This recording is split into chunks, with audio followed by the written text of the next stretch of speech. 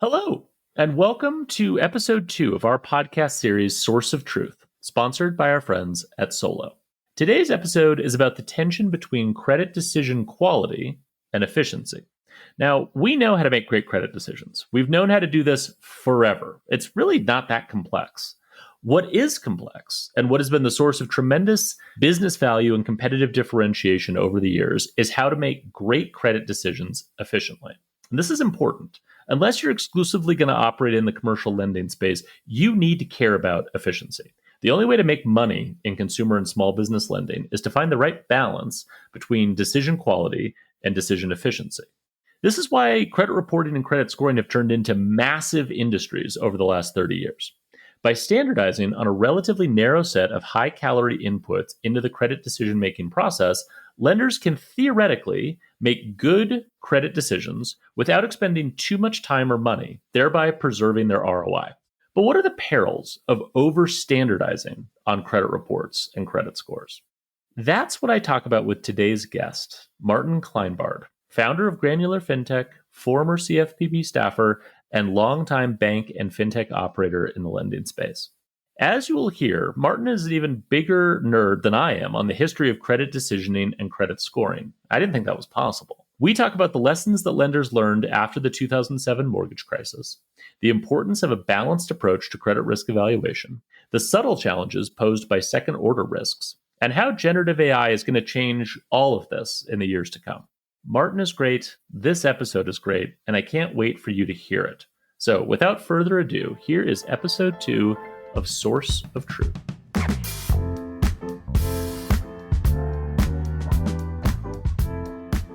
Martin, thank you for joining me. Thanks so much, Alex. It's great to be here. I am delighted to have you back, sir. Couldn't think of a better person for this episode. And where I want to start is a little bit of history, which I know you and I share as sort of an interest. You, for background for the audience, wrote a wonderful research report, how Cashflow data can diffuse the credit score time bomb, which I was proud to publish at Fintech Takes.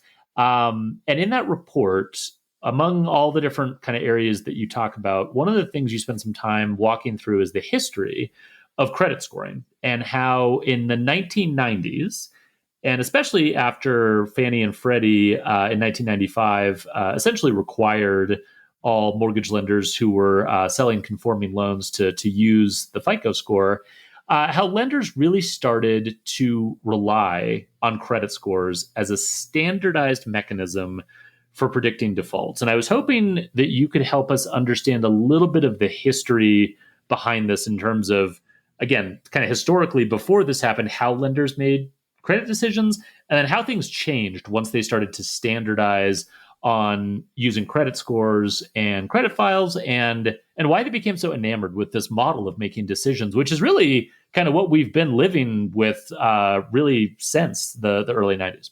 Well, first off, Alex, it was a pleasure and an honor to be able to publish that under your banner and with Jason and Prism. So, thank you so much for that opportunity. And it's great to be talking about this again because it just continues to be really timely.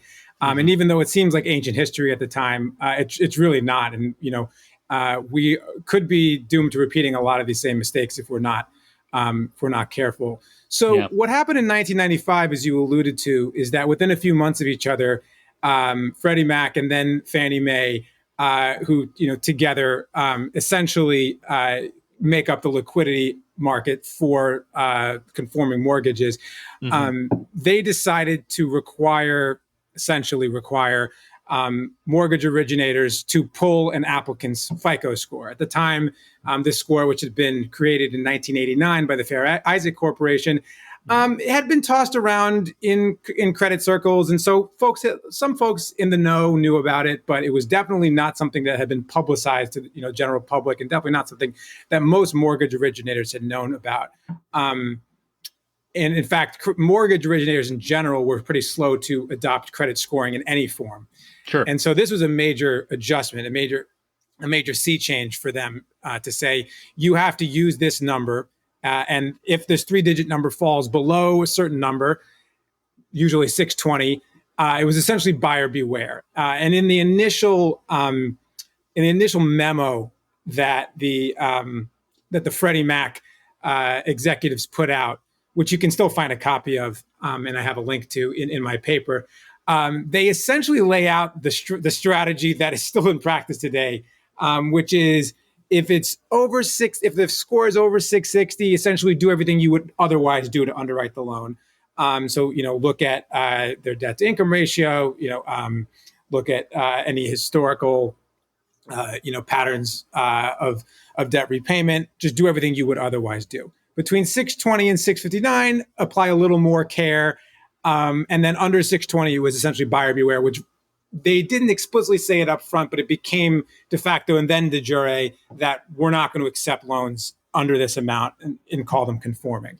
And so when it's Fannie and Freddie setting those rules for the secondary market and they say buyer beware, that's basically like, we're not going to take those. I mean, whether they got there at first or not, that's essentially the effect. Exactly. And it was actually very prescient that, a longtime real estate columnist in the Washington Post who was syndicated across the country named Kenneth Harney, he said a week after the Freddie announcement, this is going to change the world. And he said, when Freddie speaks, they essentially carry the force of Moses coming down with the commandments. And he was exactly right that this would change the way that all lenders participated in the consumer credit markets and that consumers would participate in the credit markets. And what changed almost overnight was lenders realizing that they didn't necessarily feel like they had to do all of those other checks that they had been doing in the past. And that instead of being a great additive piece and a great complement to their existing underwriting regime, which had worked very well for several decades, it quickly became a substitute for it. And there are all these quotes, some of which are in that report, from bankers early on saying, like, wow, we had no idea how easily we could start originating loans using this score. And like, you don't even need a W-2. I mean, it's like stuff like right out of The Big Short, except it was way before that. And at the ground level, right? So you're not talking about three levels removed in high finance in the Lehman Brothers towers, right? You're talking like on the ground, right? These mortgage officers, in these small offices, were not making these big salaries, right? Not, the ones like who became like the face of the crisis. But they were the ones on the ground level originating these loans that then got packaged and turned into the CDOs and all that stuff that, we're more familiar with.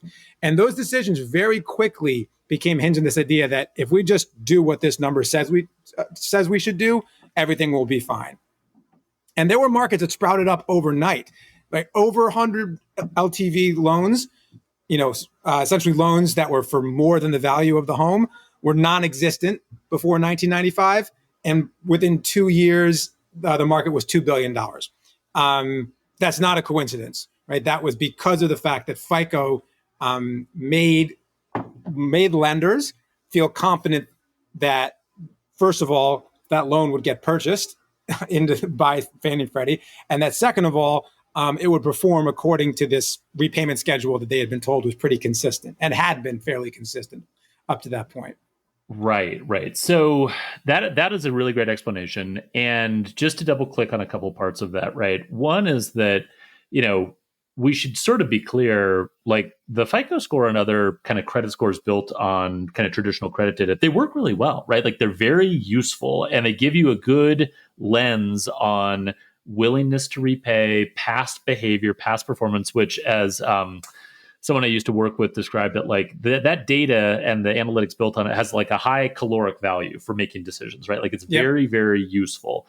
But I think the thing that's really interesting in what you describe is this idea that, okay, now we have this standardized tool to do this. And because it works so well, the temptation is to standardize on it and to overuse it and to maybe let some of those other approaches that we were taking in addition to using traditional credit data and credit scores, to let some of those other muscles kind of atrophy, so to speak, right? And like, maybe we're not going to pay quite so much attention to this thing, or, hey, this other aspect that we used to go through for underwriting, we all know this as borrowers. A lot of the things lenders ask for are just kind of a pain to deal with, right? Like, do you really need me to go get this?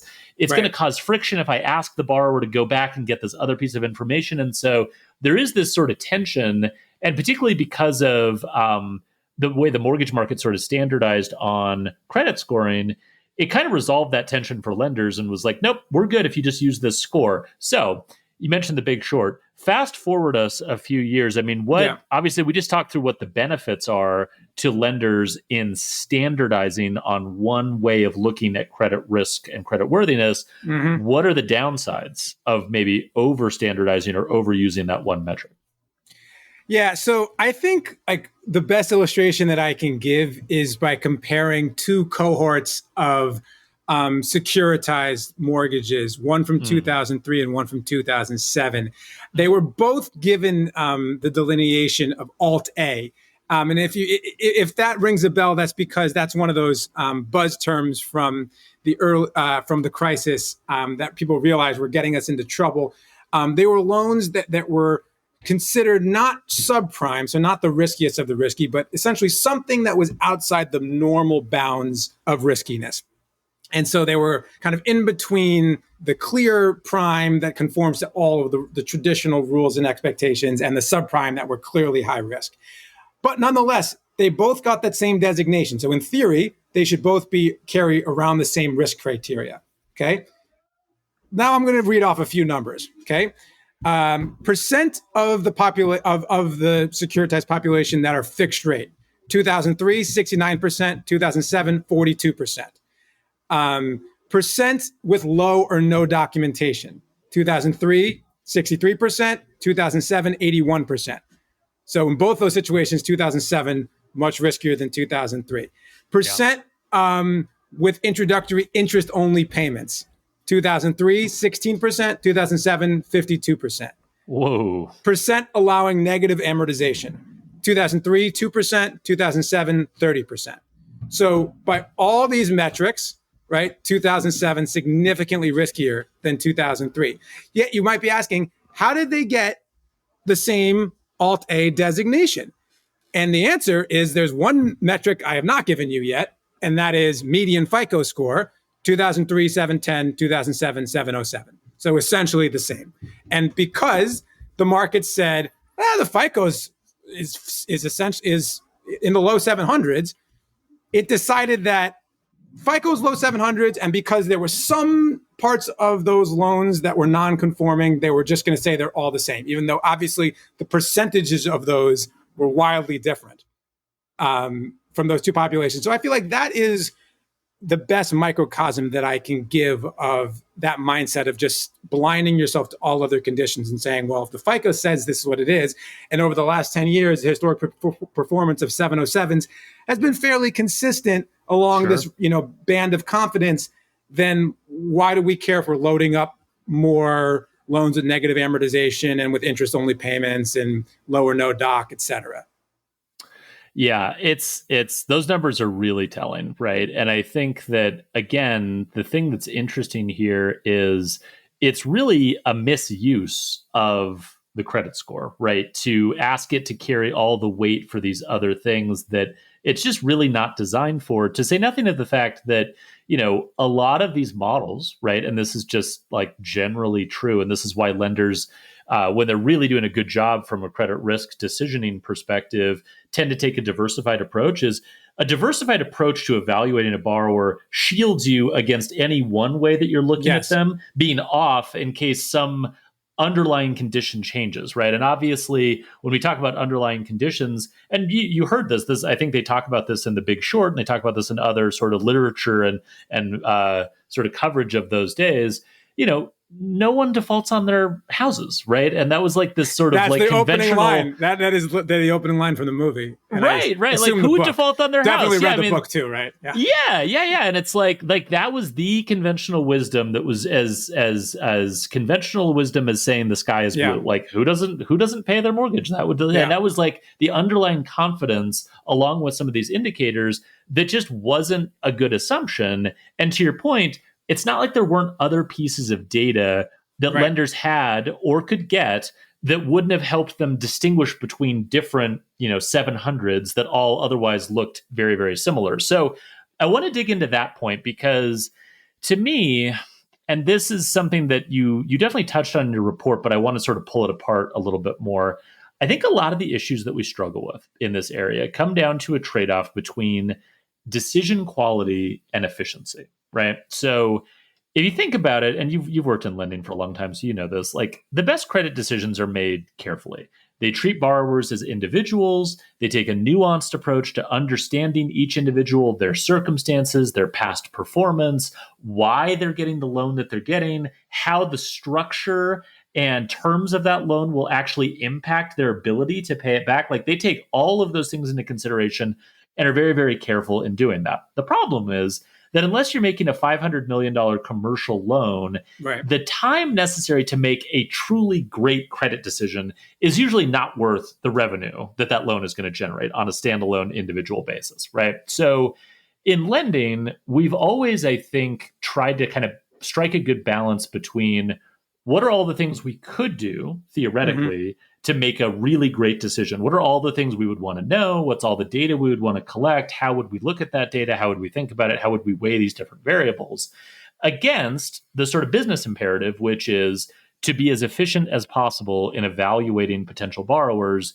which as you scale down from commercial lending to small business lending and small business lending down to consumer lending, you really need to be as efficient as possible in order to get a good ROI, right? And I guess one of the things I'm curious about is in the wake of 2007, 2008, and you talk about this in your report as being a policy success that we had, right, in reaction to the crisis. What are some of the ways that you've seen lenders attempt to improve the quality of their decisions relative to what they were doing in those days without introducing too much more inefficiency back into the process, which obviously is kind of not tolerable for the business of lending? Yeah, so you bring up a lot of great points, and I think when you think about consumer credit underwriting, right, there's really three pieces. There's ability to repay, willingness to repay, and then product, the product level underwriting. Yes. Or second order risk, as we'll call it. So FICO only helps with willingness to repay or credit or character or consumer's history of repaying debt. It knows nothing about how much money you make right now. It knows nothing about how much money you have in the bank account, about whether that bank account's been dwindling over time or growing over time, whether your income's been growing over time.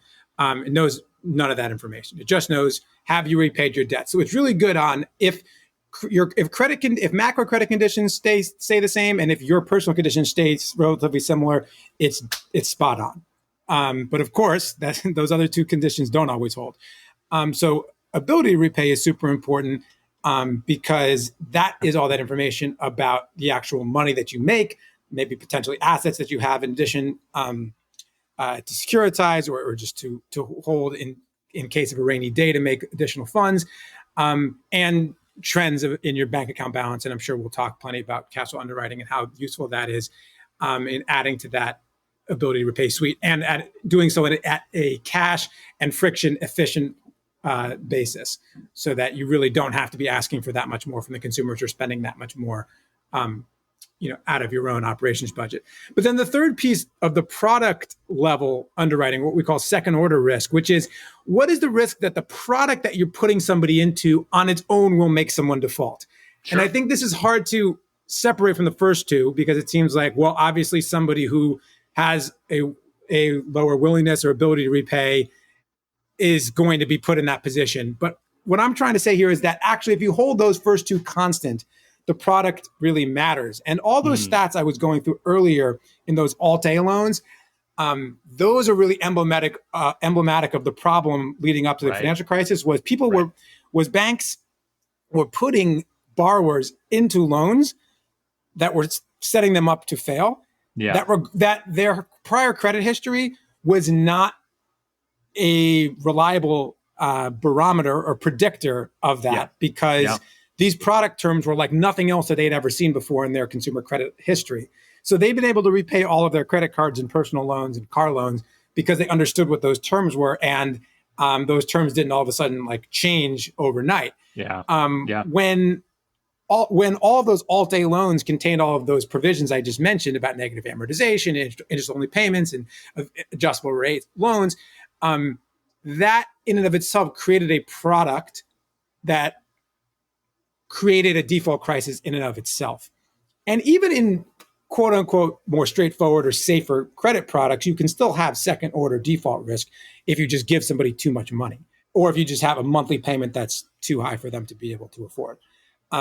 So it's something that's really important for lenders to consider. And I think the future of credit underwriting is a credit score or a set of credit variables and attributes that almost adjust to the product in a sliding scale. So, okay, you want to offer this different product, either a longer term loan, a higher dollar loan, a higher interest loan, whatever it is, a deferred interest, amortizing it in a different structure.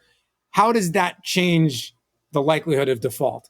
And so a 700 can become a 620 if you give them the wrong product, or a 620 could become a 700 if you give them the right product.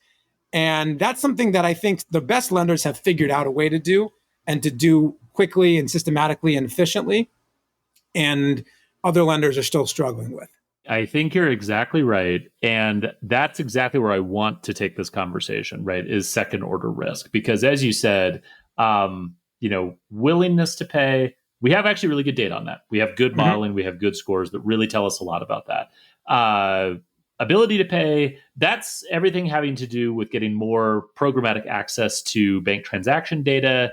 A lot of your report actually talks a lot in detail about that and how that can be a really helpful way to balance out some of the challenges of over-reliance on credit reports and credit scores.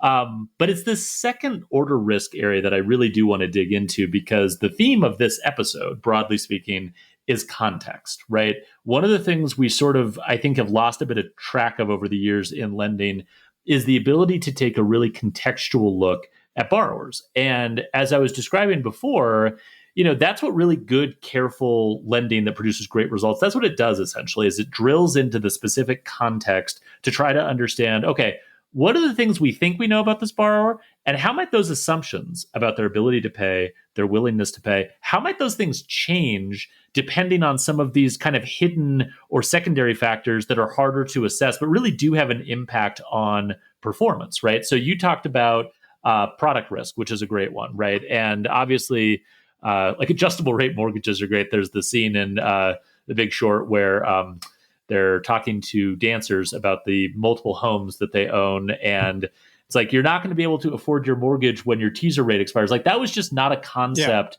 that borrowers understood. And clearly it wasn't a concept that lenders understood from a performance perspective. And that same thing applies to a lot of areas, I think, within financial services, right? I mean, one of the things fintech has done, and you've worked at companies that have been a part of this, is really innovate on product structure, right? Like, here's a different way to loan someone money. Here's a pay in 4 loan. Here is a payment or a loan that takes a new form of collateral into consideration. Like, we are very good in fintech at fiddling with and changing and adjusting product structure to better solve for customer needs. But to your point, that's a really hard one to express in traditional credit bureaus and in traditional credit scores. I mean, we can talk about buy now, pay later just for a second here, because I think it's interesting, and you have a background in this space. I mean, there's a whole kind of wide-ranging debate around why buy now, pay later lenders aren't, for the most part, furnishing pay in 4 BNPL data to the credit bureaus. There's a lot of different angles you can take that discussion, but one of the ones that's how much really time you got, Alex? I think we might be seriously. We could do 3 hours on that, no problem. Yeah. But one of the areas that's interesting to me in that discussion is essentially this question of, how do you incorporate this data into the traditional credit file, right? Because a pay in 4 installment loan is kind of like a traditional installment loan, but also not.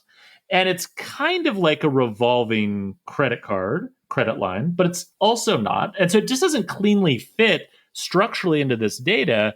And the thing, and I've written about this multiple times in the newsletter, the problem is fintech doesn't stop coming up with new product structures and new ways of doing this. And so it makes me wonder, Martin, about like, what broader things do we need to think about from an infrastructure perspective to kind of solve for this problem? Because the lending ecosystem is just more complex, and there's more of that second order risk sort of lurking everywhere than there was 50 years ago. Yeah, you're totally right. And by the way, on the BNPL credit furnishing thing, the short answer is, right, there's two reasons why the take-up has been very low, and I continue to be pretty bearish in the long-term prospects of it, despite like whatever you see in the Wall Street Journal where they keep saying it's happening. Don't get me started, Martin. Yeah, okay. I won't go down that rabbit hole. But one reason is the product construct, as you mentioned, it being very different from, the traditional product. So Metro 2, which is the formatting structure needed for the big three credit bureaus, that's based on monthly furnishing. BNPL, the pay in 4 is every 2 weeks. It's based on relatively low frequency of, credit products. BNPL consumers can take out several dozen in a year. And because of those, right, to your point, no one really knows, should we furnish these as individual installment loans? That's the cleanest way operationally, but then you can confuse the models and have to think that these are like a bunch of personal loans, like lending club loans, where they're not the same thing, and it takes years for the model to learn the difference. Or do you put a thumb on the model and say, actually, no, you need to treat these differently? But FICO doesn't like doing that, right? Like they don't like, telling the model what to think. They like letting it do its own thinking. So that's one reason. But then the second reason, which is related to the end of what I was saying in the first, is that there's this concern that if you furnish them, and even if you do all the research and decide you found the right way to do it and everybody gets it right from a, dotting I's and crossing T's perspective, there's a concern in the industry that that consumers who use the product a lot could see their credit scores go down, even if they're repaying them. Right. I think, if they don't repay them, their score should go down. That makes sense. Everybody kind of agrees on that. That's the way, that's, kind of how it works. But I think everybody also agrees that in general, if you're paying off your loans, you should see it go up. But that's not how FICO works. It's not built to reward behaviors. It's built to just predict the future based on the past. And if it is the case that using BNPL 20 times a year is actually correlated with risky outcomes for reasons that can make sense or not make sense, because it doesn't have to make sense. It's a black box model. The score will go down. And I'm not saying that will happen necessarily. I'm saying in this hypothetical, that is what could happen. And nobody really knows ahead of time how that's going to work. And so you can test it, but it's not the same as when you put it into production. And if you put it into production, you have to kind of cross your fingers for a little while if you're one of these companies, hoping that won't be the case, because the headlines, speaking of the Journal, will not be kind to you if it turns out that even 30% of on-time repayers are seeing a meaningful drop in their credit score. Doesn't have to be everybody, right? Just a meaningful percentage. So I think that piece, it's a telling story. It's an important story of where the market is going, in the sense that credit products don't look like they used to. Therefore, the models don't necessarily know how to treat them the way they used to. Consumers are afraid of what could happen. The lenders are afraid of what could happen to this. And therefore, there's the general tendency is to pull back, especially with a product like BNPL, where the lender already has your payment information from the down payment, and therefore can continue to keep charging that payment method until they get a successful payment. This episode is brought to you by Solo. If your team is still rekeying the same customer info across 5 systems, stop. Solo is a bureau built as an engine and scaled as a network, collecting, resolving, and sharing customer data across silos in real time. No more scavenger hunts, no more redundant asks. Instead, expect decision-ready data where and when you need it. Learn more at solo.one. That's solo.one. So they don't really need the credit bureau furnishing as this stick or carrot to dangle over the consumer in the way that traditional lenders would have to. No, I mean, I think all of that is exactly right. And I think that, it's one of those areas where it is kind of telling about the future, right? Because, BNPL is one example, but there are lots of other examples. And it kind of speaks to the fact that, and you mentioned kind of sophisticated lenders already really understand kind of second order risks and do a good job kind of optimizing for them in order to get the performance they need for their portfolio. The challenge is that as more of this becomes fractured, right? Like, let's say, and I'm bearish as well, but like, let's say that BNPL lenders don't furnish a lot of pay in 4 data anytime soon to the bureaus, which I don't think they will. And let's say that, we continue to innovate on the consumer lending side, and there's lots of additional new product structures that are kind of novel or a little bit different that sit outside of the traditional kind of credit bureau landscape. It really puts lenders in a tough position, right? Because you have to assume that your borrowers are taking advantage of everything that they can out in the market to solve their needs, right? Like borrowers are independent agents that will go out and do what they need to do to solve their own problems. And just because what they're doing doesn't show up in the credit file or doesn't show up in some of the traditional data that you're looking at doesn't mean that they're not doing it. And furthermore, you don't necessarily always know how to interpret that data, right? And so one of the things I don't know, I get concerned about as you sort of pull on this thread is that it starts to create a lot more of a sort of have and have not dynamic in lending. And this kind of ties back to where credit bureaus and where traditional credit scores are really useful. They do have the effect of kind of somewhat leveling the playing field, right? And like everyone gets access to pretty sophisticated modeling and pretty good data to help them with their credit analysis. But as we talk about like data not fitting neatly into these categories like it used to, it really advantages someone like a Capital One who's very sophisticated about this and has, I've seen it with my own eyes. They have like hundreds of people sitting on like floors of their building in McLean, Virginia, doing nothing but figuring about new ways to slice attributes and new ways to understand consumer behavior. Like that against a, community bank, for example, that is trying to make similar quality decisions. Capital One can adjust to some of these things and they can get access to this data in different ways, or they can adjust their own internal models to adapt to some of these problems. Smaller lenders are going to really struggle to do that. And so I guess putting this back as a question to you, Martin, how do you think that sort of divergence between different parts of the market resolves itself over time? Because that's something that I think we're going to continue to see until we get better infrastructure or better options that can help, again, kind of level that playing field. Yeah, I think, from a product perspective, decisioning engine platforms are going to be really useful for the smaller community banks. Even for large lenders, but especially the smaller lenders that don't have the same R&D budget and don't have the same budget for either data science or for product and engineering. If you hook up with a decisioning engine, you immediately have a platform that has a whole bunch of vendors that it has relationships with. You immediately have access to all of those vendors.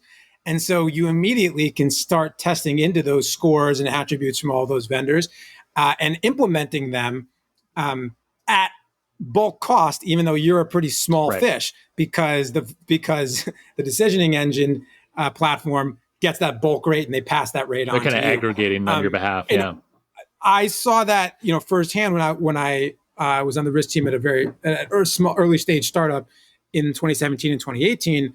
When we were an early client, of some of these, decisioning engine vendors. And it really allowed us to be able to grow very quickly, both actually from a fraud underwriting perspective first, because that was kind of where that use case was first built out, and fraud was rampant then and still is now, especially for early stage companies. The fraudsters always want to hit the young guys. But then also from a credit perspective, which has been built out a lot more in the ensuing years.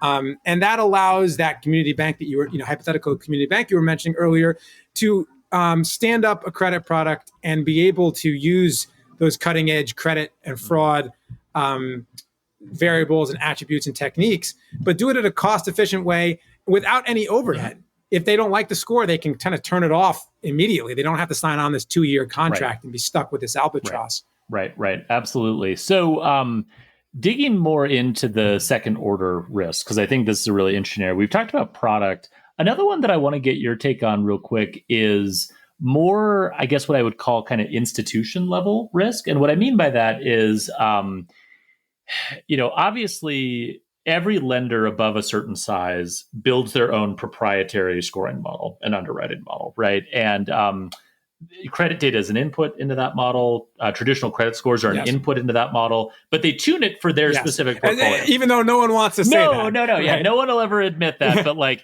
they always take that stuff in. It's always an input, but they tune it, right? And this is very understandable, right? Because every lender, and even divisions within a lender, right? Like the credit card group versus the auto lending group versus whatever, they all want to build their own models because what they know is for our specific segment of the market, credit scores are a generalized model for the entire market. For our specific part of the market, if we take a slightly different approach to modeling this behavior and we look at slightly different data sources and we have slightly different attributes, we can outperform those standardized models. We can price risk better. We can say yes to consumers that other lenders might think are risky that we know we can price effectively and say yes to. And so everyone builds their own models, both on an institution level as well as on an individual line of business level.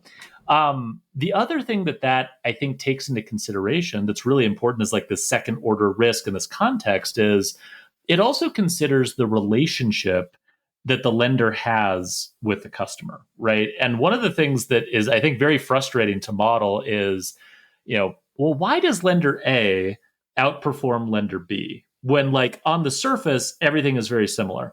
Well, one of the things you have to always think about is, and I saw this a lot when I kind of dug into the subprime lending world over the years, when consumers come under stress, they have a decision-making framework in their head for how they're going to prioritize their repayments, right? And, auto lending and subprime is a good example.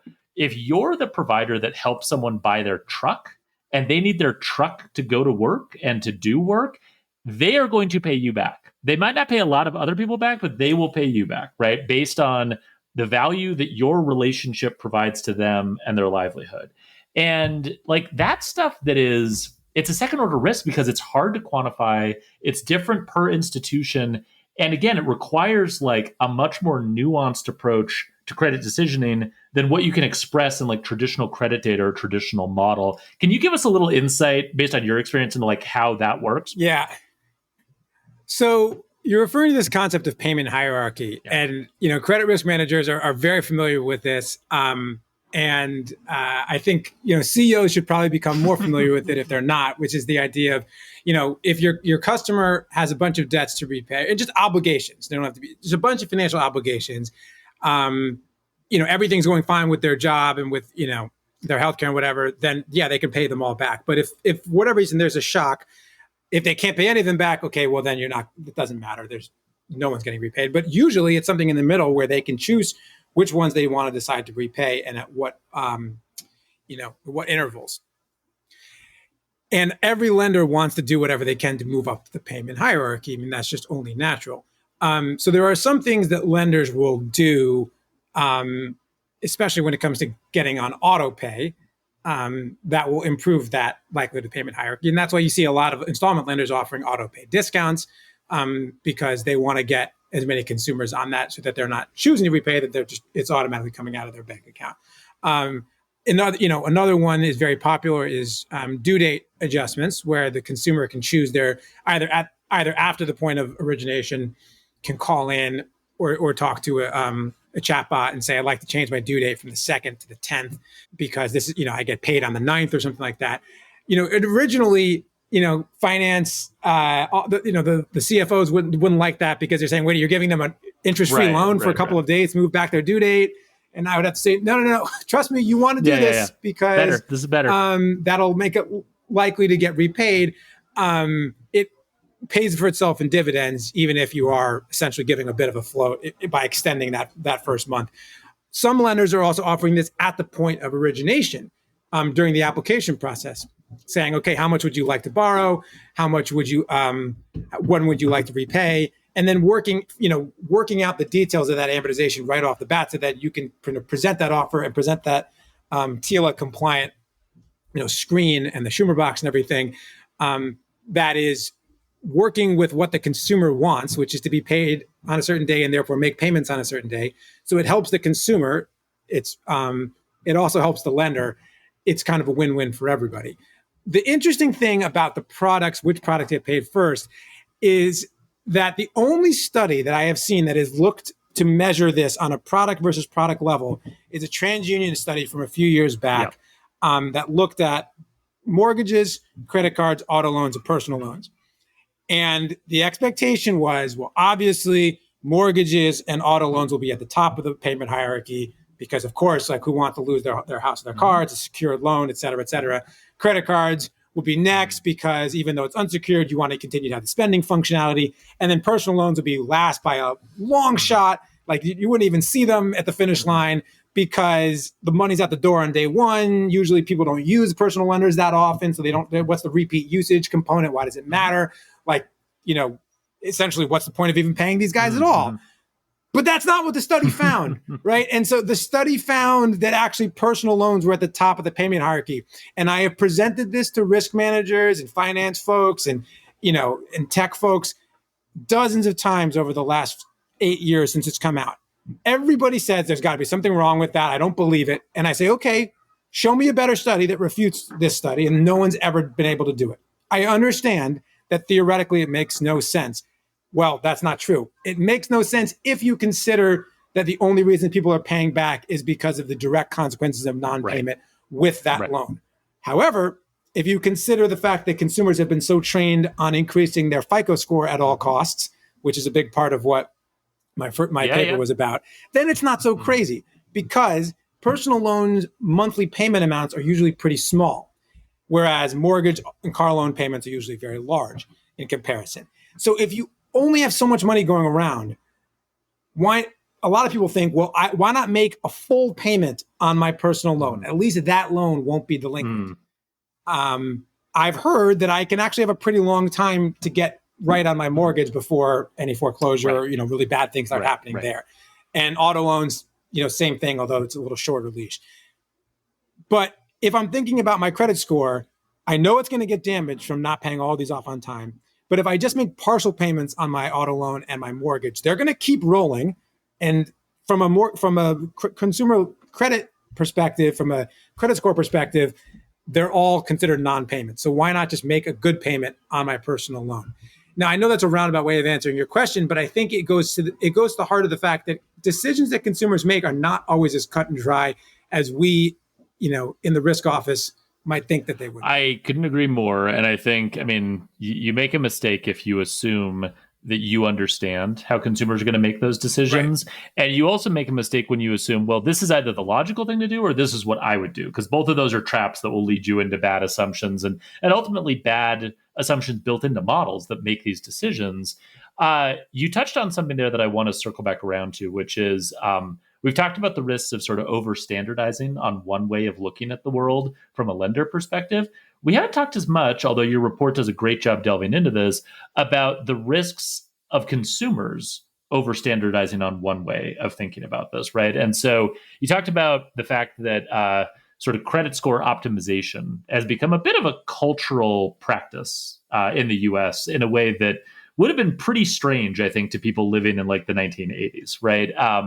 Today it's very, very common for consumers to seek out and to try to sort of organize their lives and their behaviors around information that tells them how to maintain a good score. And I have always kind of thought about this as, just a function of, if lenders are telling me this is how we make decisions, and we just kind of walked through why lenders shouldn't over standardize on one way of making decisions. But if that's what's being communicated to borrowers, a very logical incentive the borrowers then have is to protect that number and to make sure that that number goes up and doesn't go down, because it is very economically consequential to them. Can you kind of talk us through the sort of high-level consumer impacts of over standardizing on a number and kind of some of the emergent behaviors that have come out of that? Because I think that's the other thing that, as maybe we move towards a more contextual approach to understanding creditworthiness, we hopefully will see change a bit. So this is the big change that's happened in the market since 2008. There have been a lot of positive developments in terms of maintaining the safety and soundness of the system and maintaining better consumer outcomes. And that's why mortgage losses continue to be really, really low, and they have been for a long time. However, in 2005, 2006, 2007, this idea of like score gamification, score maximization, optimization, whatever term you want to use, it didn't really exist. Yes, it was always understood that there were certain things you needed to do to increase your credit score. If you ask FICO, they would say, oh, just like be a normal consumer and pay your bills back on time. But there was always this understanding that there was a bit of a gray area where there was these behaviors that were not exactly as cut and dry as paying back your loan on time, that were a little bit more gamifiable, but no one really codified them. It wasn't something that made the rounds on the internet. It wasn't something that, that young adults are kind of grown up learning.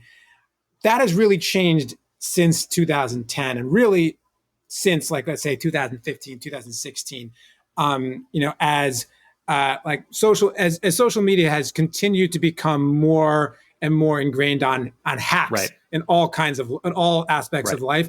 Credit score hacking has just become, as one started off as this very kind of niche, back corners of the internet to front and center. And when I say front and center, I mean front and center.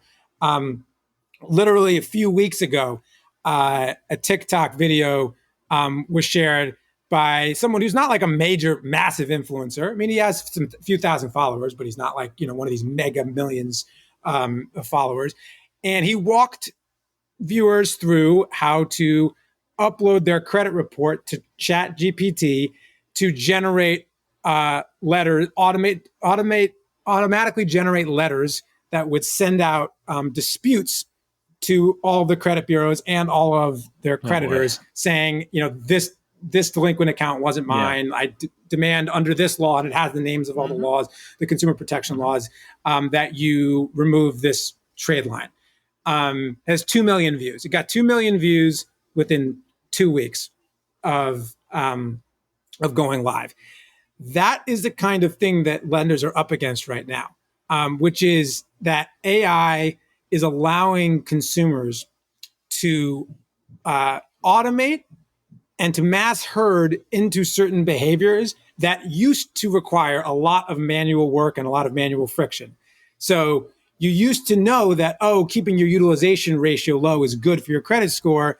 I have to call my credit card company and ask them to increase my credit limit. Like, I don't want to do that. But now you can just send an AI agent to do that and on your behalf. I know that becoming an authorized user on someone else's credit card can be helpful, although that's becoming a little less so, but people think it's still really important. Now you can just pay companies to do that for you. All of these hacks that are very removed from intrinsic creditworthiness have now all of a sudden come front and center into the minds of 1 to really 3 generations of adults that have come of age in the internet. We're not just talking about, Gen Z or Gen Alpha. No. There's certainly a lot of folks in older generations who are taking advantage of these as well. Absolutely. So consumer friction used to really be a point that lenders could sit back and rely on, that, not every consumer is going to do this behavior. Right. Now they might all do this behavior overnight. Yeah. Well, so let's wrap up by talking a little bit about what I would sort of classify as the sort of AI laziness problem, right? Because I think in a lot of ways, what we've been talking about is this idea that there's kind of a right way to do things and a wrong way to do things. And, as it relates to making credit decisions, as we talked about, like, there is a very nuanced, very detailed, very rigorous approach to evaluating someone from credit that really hasn't changed, honestly. Like, there's nothing really that new about making a credit decision. However, everyone's incentives, businesses and consumers, is in the absence of, a reason not to take a shortcut, right? And I think that a lot of what's happened, both in terms of lenders over-standardizing on the use of credit scores and traditional credit data, and consumers sort of maybe becoming overly reliant or overly interested in hacks or shortcuts, a way to get around the hard work of building your credit score the way that FICO always told you to, which was just, pay back your loans on time, act responsibly. Like, that's the behavior we want to see. On both sides, we've sort of seen a degradation of that and a move towards, I wish I could come up with a better word to describe it than laziness, but I really think in a lot of ways that's what it is, right? Is this like, let's take the shortcut, let's do the easier thing here. And as you just laid out, AI has the potential to make all of this much, much worse, right? Because, and we'll just use the consumer example you were just talking through as the example. There used to be some friction in trying to game the system. AI removes a lot of that friction, or can do that kind of friction-filled steps on your behalf instantly, right? I mean, calling up every one of your creditors and calling up each of the credit bureaus and disputing transactions, that just took too much time for anyone but the most motivated individual to do. Now with ChatGPT, not only can it analyze all of that and come up with a plan for you, but with like agentic capabilities, it can take action on your behalf. It can send emails. It can actually call phone numbers and talk as if it's you or as if it's a human being talking, representing you. And so it really lowers the barriers to this. The flip side, which you didn't talk as much about in your report, but I do want to talk a little bit about on this podcast, is I also think AI, and we'll use AI to refer specifically to like generative AI, large language models, agentic workflows, that kind of stuff. I think it also has the potential to make more rigorous credit assessments more efficient, right? Or more effective. And, we talked before about this trade-off between making the best decision and making an efficient decision. Well, I mean, if you can, as a lender, apply large language models or apply AI to go out and get an income statement and parse that income statement and give you an attribute for revenue, but not just one attribute, give it to you in 4 different ways, depending on how you want to calculate revenue.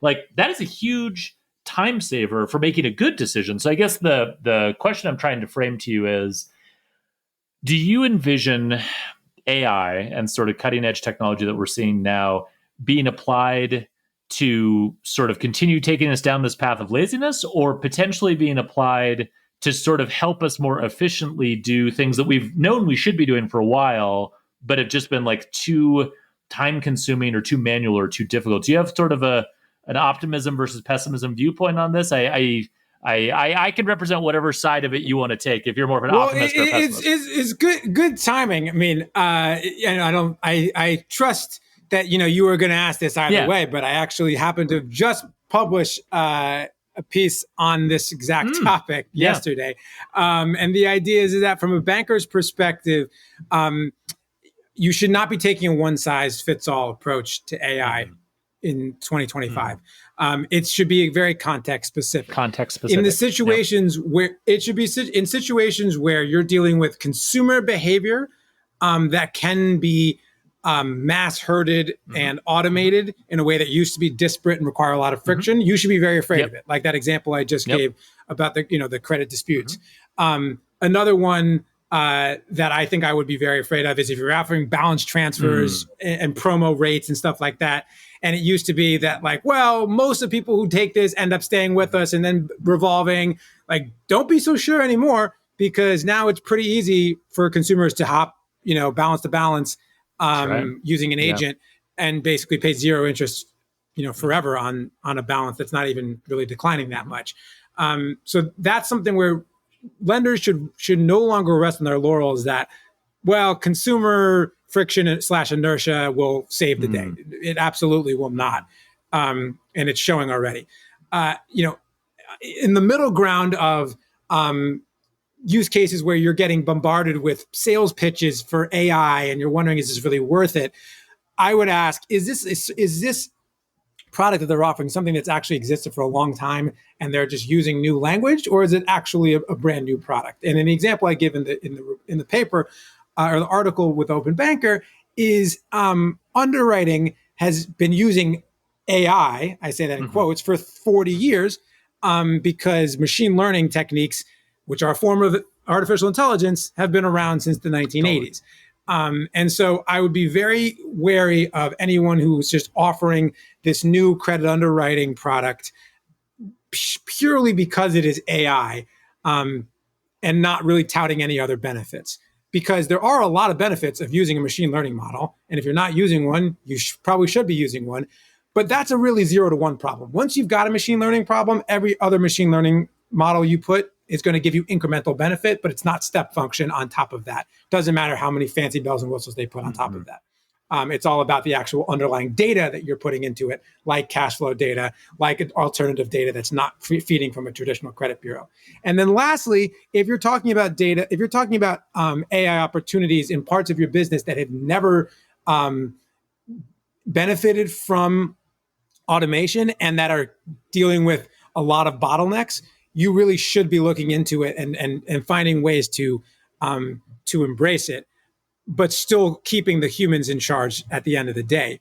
Operational processes such as reviewing disputes, reviewing customer complaints. A lot of times big banks don't have the time or the effort to review every one of those one at a time, and they review them in batch. Well, if you can use an AI software that could review each of those and give you summaries of every single complaint or every single dispute or every single error that was happening on any of your screens, then you could have people making more balanced, holistic decisions that weigh into consideration every single piece of data that you have rather than just a random sample. Yeah, no, I mean, I think that's extremely well put. And I'm glad that you will drop the link to the article you wrote in the show notes. I mean, I think that's such a good way of articulating the differences between different, ways to think about AI if you're a lender, because it's just going to accelerate things, right? And it can accelerate things in a positive way, in a negative way. And so in keeping with the theme of this episode, having a contextual approach. Thanks for listening. This episode was brought to you by Solo. Solo resolves and connects customer data across silos, so teams stop rekeying the same customer info for the 100th time and finally move forward. Break the cycle at solo.one. That's solo.one. To think about how to apply it, where to be worried about it, where to be leaning into it. I think that's the exact right way to think. Martin, we could keep you for a lot longer and ask you more questions, but out of respect for your time, let's end there. Thank you so much for joining me. Thanks so much, Alex.